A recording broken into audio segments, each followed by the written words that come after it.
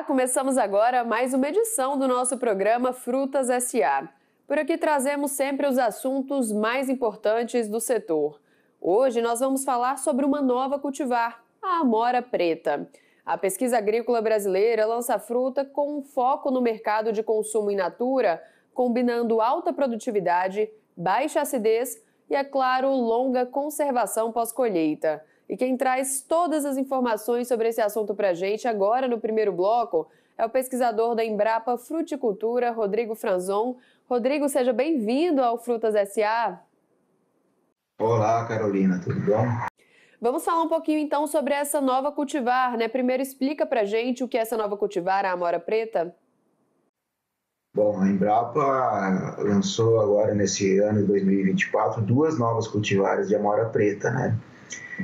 Uma delas é a BRS Terena e a outra é a BRS Carajá. Não sei se todos sabem, mas a amora preta cultivada comercialmente para a produção de frutas é uma espécie nativa da América do Norte, da Europa e da Ásia e que se disseminou por várias regiões do planeta, né? Então, vários países hoje produzem amora preta. Ela é uma espécie da mesma família do pessegueiro e da macieira, que é a família rosácea, e muita gente confunde com a amora preta de árvore, né? Que é de outra família e que é mais utilizada na produção do bicho da seda. Então, são duas espécies diferentes que são cultivadas, mas para a produção de frutas, a amora preta é da família rosácea e do gênero Rubus. E quando a gente fala sobre esse programa de melhoramento, como que começou, como que ela chegou ao Brasil? Então, a amora preta foi introduzida no Brasil na década de 70, né? Uma coleção de cultivares foi introduzida da Universidade de Arkansas, lá dos Estados Unidos, em 1972. Depois, em 75 ou 76, a Embrapa introduziu sementes doadas por essa universidade e a partir daí se iniciou o programa de melhoramento genético de amora preta. Então, desde a década de 70 que vem sendo desenvolvida cultivares melhor adaptadas às condições de clima do Brasil. E quando a gente fala sobre as características, o que diferencia de outras, né? Conta pra gente um pouquinho sobre. A BRS Terena, que foi lançada no dia de campo na Estação Experimental de Vacaria, da Embrapa, ela é uma cultivar que produz plantas com hastes eretas, ela tem espinhos, mas em densidade menor que a BRS Tupi, que é a cultivar nacional de maior importância até hoje, e mais plantada. É uma cultivar bastante produtiva, uma necessidade em frio estimada similar à cultivar BRS Tupi. Então, onde se cultiva a BRS Tupi, a gente acredita que a BRS Terena também irá poder ser cultivada. Inicia a colheita no final de novembro e se estende até meados de janeiro, em geral, podendo variar um pouco dependendo das condições de clima do ano, dependendo das condições de clima do local de cultivo, né? Ela produz frutas alongadas, com excelentes características visuais, com um brilho que destaca a fruta, tem muito boa aparência, muito boa firmeza quando comparada com algumas outras cultivares, e essa firmeza, essas características de fruta proporcionam uma vida pós-colheita melhor, um pouco melhor do que as outras cultivares. Em testes realizados aqui na Embrapa, ela se conservou muito bem por até 10 dias, mantidas em condições de 1 grau centígrado, né, em condições controladas de armazenamento. Produz frutas aí com peso médio de 5,5 até 7,5 gramas por fruta. Uma produtividade, dependendo do manejo que é adotado entre 1,2 quilos por planta até perto de 2 quilos por planta, e considerando as densidades de plantio que são adotadas hoje, em torno de 5 a 6 mil plantas por hectare, ela vai produzir aí em torno de até 11, 12 toneladas por hectare. Ela tem outro destaque, é o sabor da fruta, que é um sabor doce, mais doce do que a maioria das outras cultivares, e ela tem uma acidez mais baixa, então isso proporciona uma relação açúcar-acidez que é importantíssima para o sabor da fruta, né, para o consumidor, uma relação açúcar-acidez mais alta do que a maioria das outras cultivares que são plantadas atualmente no Brasil. Rodrigo, e a gente falou aqui agora sobre as características da amora preta, mas também tem as características de outras espécies, como, por exemplo, a BRS Carajá, né? Então, explica pra gente a origem, as características desse outro tipo de amora. Bom, a BRS Carajá é outra cultivar que foi lançada em 2024, e o diferencial dela em relação às outras cultivares é a ausência de espinhos nas hastes. Então, quem produz amora preta sabe das dificuldades de manejar uma planta com densidade alta de espinhos, tanto na poda quanto na colheita das frutas.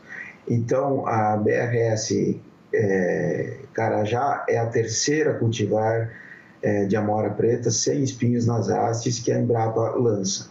A primeira foi a ébano, em 1981, e depois, em 2004, se não estou enganado, foi lançado a BRS Chavante.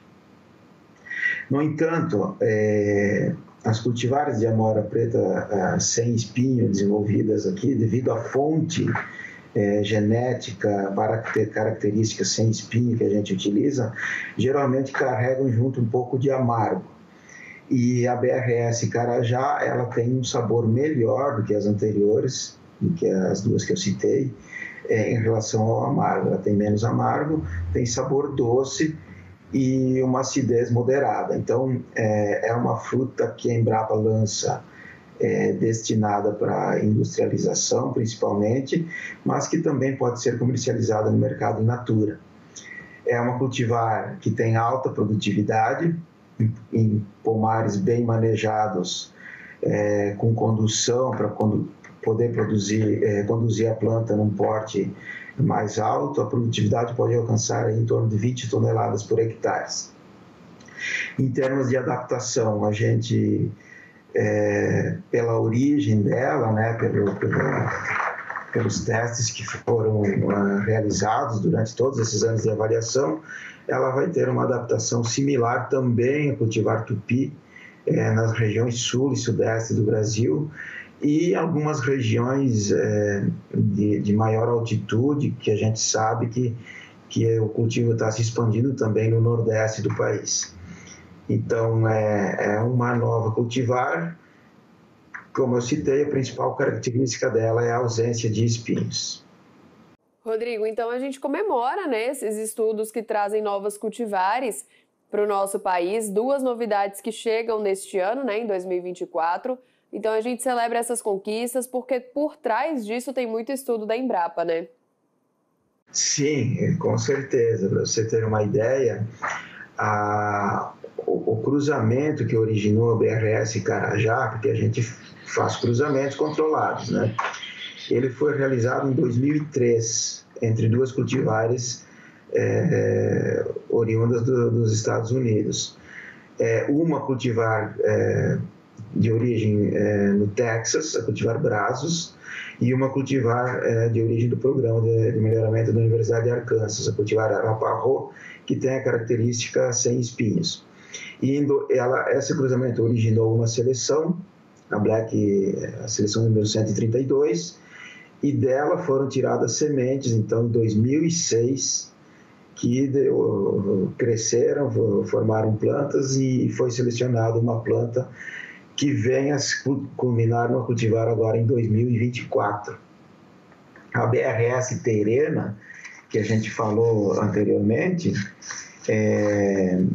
ela tem origem na cultivar tupi, ela que é a cultivar mais importante do país até o momento, mais plantada, com uma cultivar norte-americana, e o cruzamento foi feito em 2008. Então, são vários anos até a gente conseguir disponibilizar uma nova cultivar para o sistema de produção de amora preta no país. É muito legal essa sua informação e trazer essa visão para quem nos acompanha aqui, porque às vezes quem é leigo no assunto pensa, não, surgiu rápido, foi um estudo de pouco tempo, e aí a gente mostra que são estudos de anos, né? E vários especialistas, vários pesquisadores trabalhando juntos ali para trazer essas novas cultivares. Então, Rodrigo, obrigada pela conversa até aqui, foi ótima a sua explicação. Tem algo mais a acrescentar?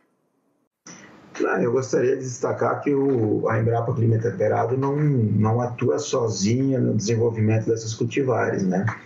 Existem outras instituições, outras unidades da Embrapa que participam desse desenvolvimento, e outras instituições de ensino e de pesquisa, e vários produtores distribuídos nas regiões sul e sudeste do Brasil, que nos auxiliam na fase final, que é na avaliação dessas seleções, para avaliar adaptação, produtividade, qualidade de fruta, e antes de se tornar uma nova cultivar. Então, sem essa colaboração, a gente teria muito mais dificuldade para lançar uma nova cultivar.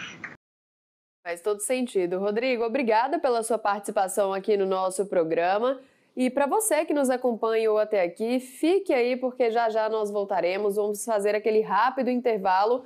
E enquanto isso, você pode ficar de olho nas nossas redes sociais, tanto no Instagram quanto no YouTube, né, que é o AgroMais TV. É fácil de encontrar a gente por lá e você continua bem informado enquanto o nosso programa está no intervalo. Então fica de olho que já já eu tô de volta.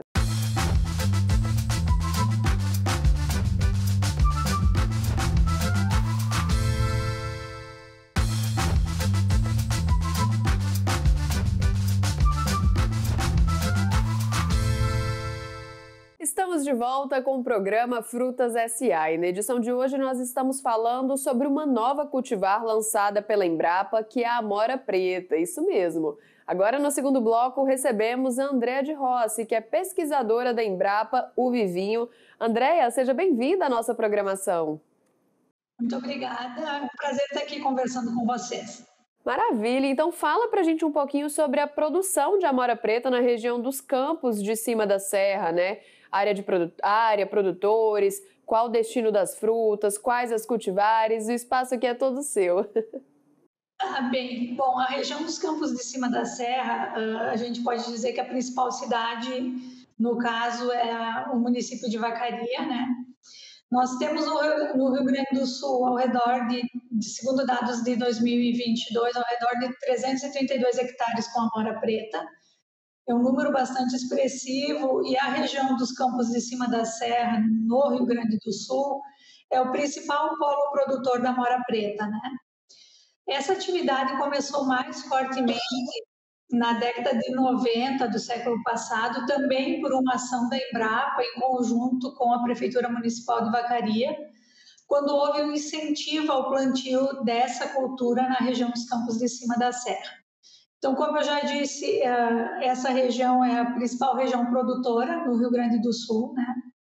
E caracteristicamente a amora preta é um cultivo para pequeno produtor, né, em função da demanda de mão de obra. Então, ela veio complementar um pouco do que a gente tinha do cenário de fruticultura na região, porque nós temos também a produção de maçã, que é muito forte na região, mas está mais focada em médias e grandes propriedades. E a amora preta e as pequenas frutas surgiram, então, como uma opção altamente rentável para os pequenos produtores, né? Para aqueles produtores com áreas bastante pequenas. Só para tu teres uma ideia, um dado um pouquinho mais antigo dizia que a gente tinha ao redor de 100 produtores, que é um dado talvez de uns 7, 8 anos atrás, e nesses 100 produtores a gente tinha ao redor de 150 hectares. Então, mediamente, as propriedades têm aí ao redor de 1,5 hectare de amora e outras pequenas frutas. E quando a gente fala sobre a produção, o cultivo, Você estava me falando aqui que os produtores, né, os menores produtores, eles estão investindo na amora preta. Por que os menores? É mais fácil ali o processo de produção? O custo-benefício, o custo de gastos é menor? Os pequenos produtores acabam escolhendo a amora preta porque, primeiro, o custo de produção ele também não é tão grande, ele tem um custo de produção relativamente baixo, porque é uma espécie bastante resistente, né? Não há uma necessidade gritante, por exemplo, de ter um sistema de irrigação, ela resiste bem a períodos mais secos, que poderia ser um problema, né? E também a demanda de mão de obra para colheita é um fator importante, porque se tu tiveres grandes áreas, tu vai precisar de um grande número de pessoas para colheita num período relativamente curto, né? Então, quando tu fala na pequena propriedade, tu tem, por exemplo, 1 hectare de amora, tu vais conseguir colher com a mão de obra da família ou a mão de obra dos vizinhos, né? Então, a exigência de mão de obra também acaba fazendo com que essa cultura seja uma cultura familiar, vamos chamar assim, né? De pequeno produtor realmente. E André, eu estava falando mais cedo com o Rodrigo, que também é pesquisador da Embrapa, sobre a parceria de vocês, porque normalmente quando vocês lançam uma cultivar que trazem para o mercado como essa da amora preta, né, que chega agora em 2024, é sempre um trabalho em parceria, um trabalho de anos de estudo, não é algo que chega já pronto, né? Então é legal a gente falar isso porque eu quero entender qual que é o papel da Embrapa o Vivinho, não sei se você também conseguiria me falar, tipo, como que é essa divisão de vocês, a pesquisa de cada um, para trazer essas cultivares para a gente, trazer um programa de melhoramento genético para essa amora preta também. Essa pergunta é bem legal, porque ela vai mostrar qual é a interação que tem entre as unidades da Embrapa, né? O Rodrigo deve ter dito que o programa de melhoramento de amora ele é mais antigo até do que essa história de 1990 que eu estou relatando dos campos de cima da serra, né? E já lançou diversas cultivares. A partir do momento que a amora passou a ser também cultivada na região dos campos de cima da serra, a gente, digamos que a gente estreitou a parceria que tinha entre as duas unidades, entre a Embrapa Clima Temperado, da qual o Rodrigo faz parte, e a Embrapa Vivinho, da qual eu faço parte. Então, de que forma? O programa de melhoramento, ele desenvolve as cultivares lá, né, as seleções, que antes elas não são cultivares, elas são seleções, e a gente traz, numa conversa mútua entre os pesquisadores, traz as seleções que a gente tem, que acha que tem maior potencial para a região dos campos de cima da serra, traz para serem avaliadas ali na estação experimental que nós temos em Vacaria. Então, as seleções passam por avaliação num período normalmente relativamente grande. Agora a gente tem materiais que foram implantados em 2017, para tu teres uma ideia, então em 2024 são 7 anos de avaliação. E as seleções que se comportarem melhor, o que é se comportar melhor, né? Que tiverem melhor produção e qualidade de fruto, a gente acaba conversando e lançando como uma nova cultivar da Embrapa, como foi o caso da BRS Terena, que o lançamento foi na quarta-feira passada. André, é muito legal essa parceria de vocês. E falando ainda sobre a amora preta, qual que é o destino da fruta? Quais são as cultivares mais plantadas? Tem alguma região que se destaca mais?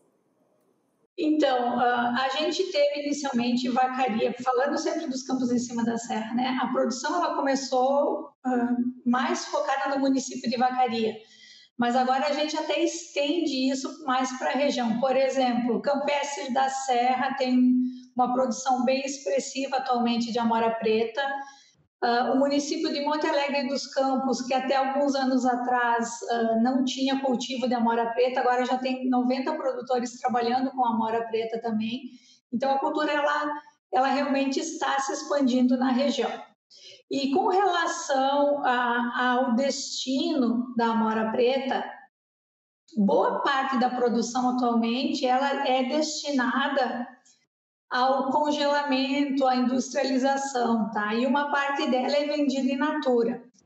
Por que isso acontece? Porque a amora preta, ela é muito perecível, ou ela é perecível na pós-colheita, ou seja, depois que você colhe a fruta, ela tem um tempo de prateleira que a gente chama relativamente curto, né? Então, se o teu mercado consumidor estiver próximo, tu podes vender ela in natura, mas se tu tiveres um grande volume de fruta, né? Então, o que é o ideal? Você fazer o processamento dessa fruta. Então, ela é destinada à industrialização. Pode fazer congelamento para polpa, né? Para fazer iogurtes, pode fazer geleias, caldas. Tem vários destinos da fruta em termos de industrialização. Então, atualmente, o que acontece? Uma grande parte da fruta produzida na região dos Campos de Cima da Serra é destinada à industrialização, seja congelamento ou processamento, e uma parte é destinada, uma parte um pouco bem menor, é destinada para o consumo in natura. Olha, legal. E a gente estava falando justamente disso no primeiro bloco, que o foco, né, da fruta no mercado é de consumo in natura, combinando várias questões, né? Alta produtividade, a baixa acidez e a longa conservação pós-colheita desse alimento. Então, pode ser congelada ali, né, para virar uma polpa, um picolé. Então, são várias ali as funções através dessas características, né? Exatamente. E a Embrapa, talvez o Rodrigo tenha dito, a Embrapa também já lançou cultivares específicas para industrialização, né?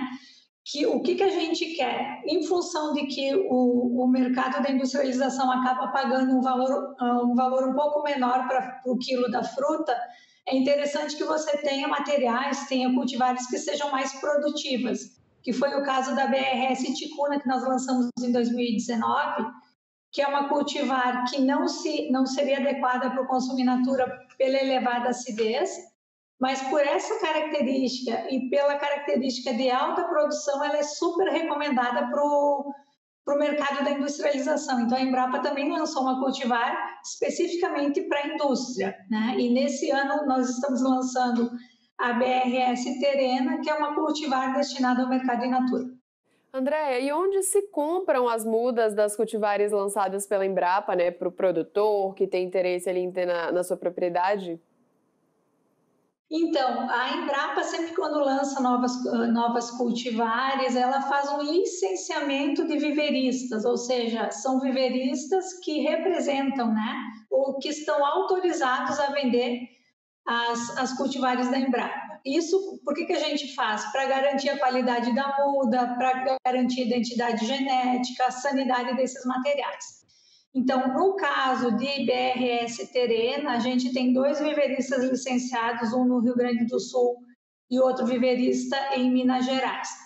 Mas o mais adequado e a melhor recomendação seria, Carolina, entrar no site da Embrapa e no próprio Google colocar viveristas licenciados em Embrapa. Aí vai ter toda a lista dos viveristas e o produtor pode procurar o que está mais próximo de si para fazer a aquisição das mudas. Ah, maravilha, então. Bom deixar isso aqui frisado, porque o produtor que tiver interesse, ele consegue ter acesso, então, a essas cultivares lançadas, né? Exatamente. Andréia, nosso tempo está acabando. Muito obrigada pela sua participação. Tem algo que eu não perguntei que a senhora quer acrescentar? Eu acho que eu acabei não te respondendo com relação a quais são as cultivares que são mais plantadas, né? A cultivar tupi é uma cultivar já que tem alguns anos, né? Mas é uma cultivar super interessante e é a principal cultivar ainda plantada no Brasil, tá? Se tu perguntares para a maioria dos produtores, a grande maioria deles cultiva tupi porque é uma cultivar produtiva, saborosa, com características que servem tanto para o mercado in natura como para o mercado da industrialização. Então, ainda hoje, a principal cultivar é a tupi. A gente está entrando agora devagar com outras cultivares que possam, a gente não quer, nesse caso, substituir tupi, a gente quer que o produtor tenha mais possibilidades e, tendo outras cultivares, ele também possa ampliar o calendário de colheita dele, ou seja, ter cultivares talvez que sejam mais precoces ou até mais tardias, né, para que ele amplie o calendário de oferta e assim aumente a rentabilidade também da atividade dele. Bacana, lembrando que a ideia então não é substituir, mas ampliar essas opções, né? Maravilha, Andréia. Muito obrigada pela sua participação aqui no Frutas SA. Qualquer novidade, estamos aqui à disposição, viu? Joia, a gente que agradece, Carolina. Um grande abraço. Tchau, tchau. E olha só, gente, o Frutas S.A., o nosso programa, fica por aqui. Muito obrigada pela sua companhia, por me permitir entrar na sua casa. E não se esqueça, esse e outros programas da nossa grade estão sempre disponíveis no nosso canal do YouTube AgroMais TV. A gente se encontra em breve numa próxima. Até lá. Tchau, tchau.